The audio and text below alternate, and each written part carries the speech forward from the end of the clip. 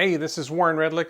I thought it was time for a libertarian response to the Republican-Democrat stimulus package, this insane bipartisan path we've been on for the last few weeks is an unprecedented disaster, and we need a clear libertarian message, and unfortunately we're not getting it from the leaders of the Libertarian Party. There's a few who are saying mostly the right things, but there's an awful lot of confusion out there. And I wanted to get a clear libertarian message out that I hope people will follow. I think a lot of this will make sense to non-libertarians. A lot of what I'm going to say should make sense to any fiscal conservative, should make sense to anybody who pays any attention to budgeting, how much we're spending, how much tax revenue is coming in. If you're not libertarian and you don't want to hear the libertarian message, I hope you'll listen anyway. For regular libertarians, true libertarians, I hope you'll see that we need a clear message, we need to be consistent, and it's something we're terrible at. First and foremost, this shutdown is wrong on so many levels.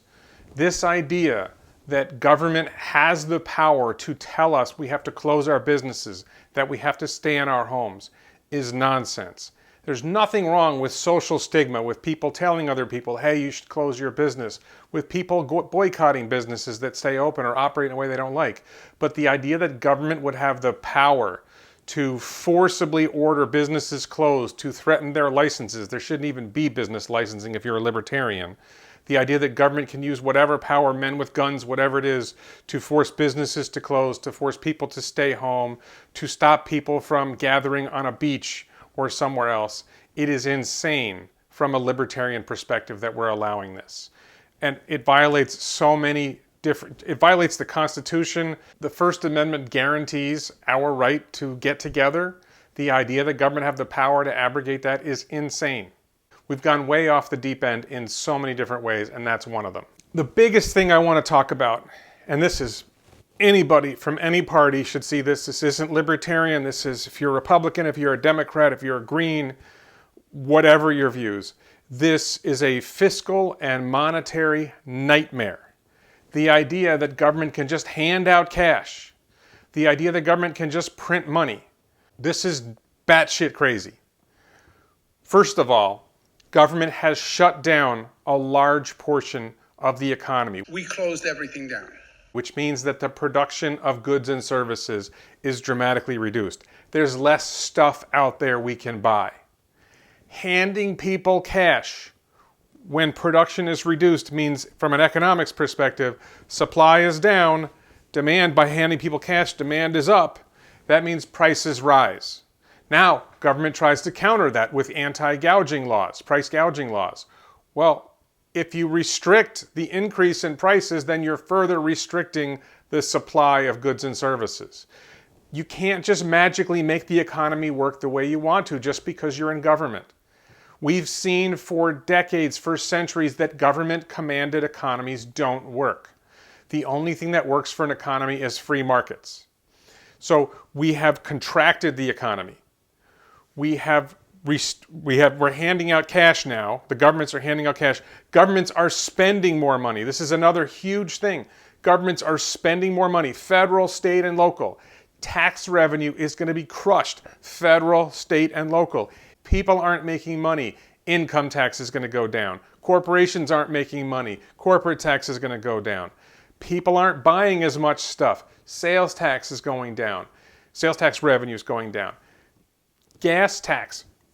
People aren't driving. I was out at my local grocery store during rush hour. There was like a few cars on the road. There's normally 10 times as many cars on the road. Gas tax revenue is going down. All these different kinds of tax revenue are going to drop a lot, a huge amount, and they're spending more money. No government worker has lost their job. It's another thing. You'll see people saying, oh, unemployment's going to go up to 30%.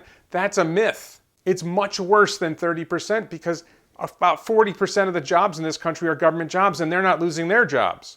So that 30% is all coming out of the other 60%. So we're seeing 50% unemployment in the private sector. This is insane, this response. I understand we face a crisis, but this is not the answer. I'm going to be pretty dark here. This is a pretty dark video. I understand the situation we're facing is grim. We are in a tough situation. As always, I mix some rational pessimism with general optimism. I think we need to recognize where we are. We have seen in history what happens to governments that spend and spend and spend and borrow and borrow and borrow and print money. We've seen where this goes. We are at the end stage of the Weimar Republic. And what happened after the Weimar Republic? The Weimar Republic is what preceded Nazis. For those who don't know, the Weimar Republic was the government in Germany before the Nazis took over. Germany and the Weimar Republic had tremendous economic problems, and they had a hyperinflation, and their economy collapsed, and that led to the rise of populist movements, including the Nazi Party. We face a huge risk that that's going to happen here, that we are going to see our economy completely collapse. And there's going to be a bunch of different political groups who are going to offer their answer to what the cause of the problem was. We know what the cause of the problem has been, is, and will be. The cause of the problem is big government borrowing, big government spending, big government trying to control the economy instead of government letting the economy run. Government is always a parasite. When government is run somewhat well, then it's a small parasite that recognizes it can't kill the host. This government, at all levels, federal, state, and local, our governments have completely lost it.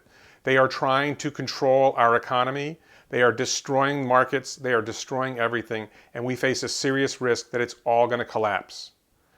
And when it collapses, the government itself may collapse because they won't be able to pay government workers. When this green paper, people start to recognize this is worthless. How are they going to pay government workers? How are they going to get resources to persuade people to do the work of the state when the state can't pay government workers? I've believed for a long time that this is going to happen because we've borrowed ourselves into so much debt, because we have all these unfunded liabilities, because government is completely out of control. There's no sense of fiscal sanity anymore.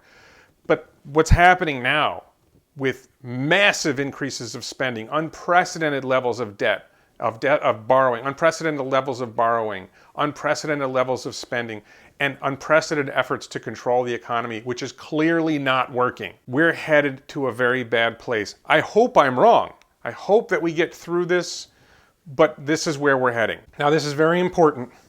As libertarians, we have to recognize, based on history, we are probably not going to change things through elections. I believe we should continue to try. I believe we should continue to get our message out. I believe we should run good, solid candidates who deliver the libertarian message in an effective manner. But the practical reality is we've been trying that for 50 years and it's not working. It's getting worse. We have not succeeded in resisting the growth of the state. We have not shrunk the state. We have seen the state grow while we've been trying to spread our message. And there's all these libertarians saying, oh, look how wonderful, people are now paying attention to us. No, they're not. They're not. The world is still full of people who believe that the magic government is going to fix everything. And it's not. So what we can do, in addition to, we should still continue to do what we do. We should preach what we preach. We should try to reach people. If we can win an election here or there, that's great. But what we also need to do is we need to be ready for that collapse. Okay? And I want to say one thing. I want to be very, very clear about this. We cannot use violence against government. It's tempting, because they're so bad, but we will not win that, and it will reflect poorly on us. We have to recognize that they have a lot more guns than we do. They're much more experienced in using violence to get their way. We will not win that. We should not try that. Instead, we need to recognize that when government collapses, we need to be ready to stop those who advocate even greater government, even greater use of violence to control everyone. There's going to come a time where we may need to be ready to fight for liberty, but we have to recognize we can't try to take on our own government or governments, because we're not going to win, and we'll make libertarians look bad in trying to do so. And let's be clear about something else. Government leaders have demonstrated they're not good leaders. They're pretty stupid. They make terrible decisions. They're not competent. They lie. They're corrupt. The idea that we give all this power to elected officials, leaders, it is insane. We are much better at making decisions for ourselves. We are better at working with each other to resolve issues than having government send men with guns to force us to do what they want, than having government control everything. It's a disaster, and we've got to recognize it. They do not deserve the power they have taken. And this idea that we voted them in, there's no meaningful democracy in America. This idea that and we're not a republic anymore.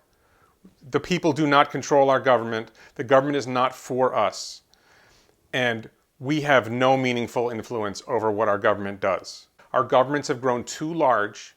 The deep state, if you want to call it, and it's multiple levels. The bureaucracy at any level, whether it's your school district, certainly at very small levels of government, towns and villages, there's some level of democracy left.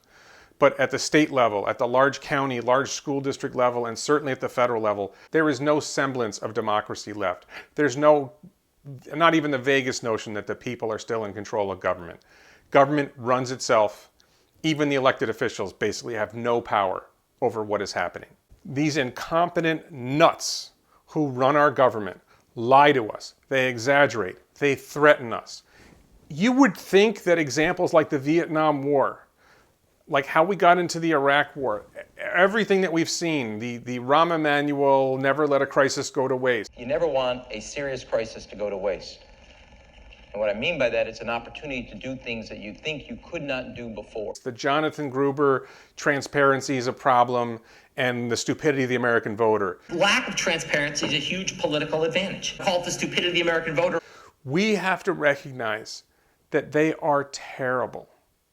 And it's not about electing the right people. There are no right people. No human can manage this monstrosity. Lately, we hear people talking about how we need to trust the experts. There are no trustworthy experts anymore. Our media, everything we hear, we are just filled with different experts with different messages. There's experts on one side, there's experts on another side. The vast majority of experts that we're seeing are being paid by somebody or controlled by somebody to tell us what they want us to hear. The data is terrible, but any economics expert, anyone with any sense of economics at all, and you don't have to have a degree in economics, would know you can't massively increase spending while revenue is being cut. There's a price to be paid, and it's going to be paid, and we may be very close to that apocalyptic scenario where the government and the economy collapse. The message, to be clear, is that government shutting down the economy, government forcing people to stay in their homes is wrong, period. Government should not have that power, and even if it did have that power, it was not the right choice. It is not the right choice. We are crashing our economy. We are crashing the global economy. As libertarians, we need to continue to spread the message of liberty. We need to recognize we're probably not going to win an election, although we should. It's partly on us that we don't communicate our message well. It's mostly on the people that they don't want to hear the truth. They want to believe in a magic government that can fix everything. They've been fed this propaganda for decades, if not longer, and they eat it up. And we can hand them the red pill and they will not take it because they want to believe in the magic government. So we are not likely to succeed in an election, but we can keep trying to persuade people. That's going to matter in the future. I would love to say if government collapses. Unfortunately, it's when government collapses. We need to be ready as libertarians. We need to stick together with that clear and consistent message that the cause of the collapse was big government and the only answer is small government. Within Libertarian Party, we have differences. I personally believe in no government. I recognize that's not a popular view. I'm willing to compromise on minimal government. We need to find a way to restrain the growth of that minimal government because we did have a minimal government system when this country was founded and we lost it. It's just a long line of presidents who have been lying to us, who have been cheating and stealing and being corrupt. Congress, the president, everything. They have consistently lied to the American people. The only way that we can go forward once this collapse happens is with small government, because there will be many voices saying we need big government to save us. Big government ruined us. And so let's stick together as libertarians on that very, very simple thing we can all agree on. We all agree smaller government is better than bigger government. I know some of us want no government, some of us want different kinds of government, but we all agree We all agree that small government, at least, is a better answer than big government, and we need to be ready to defend that against the forces of evil who will seek to establish even bigger government, which will be an even further disaster. Thank you very much. I wish you all well in liberty. Stay strong and be ready.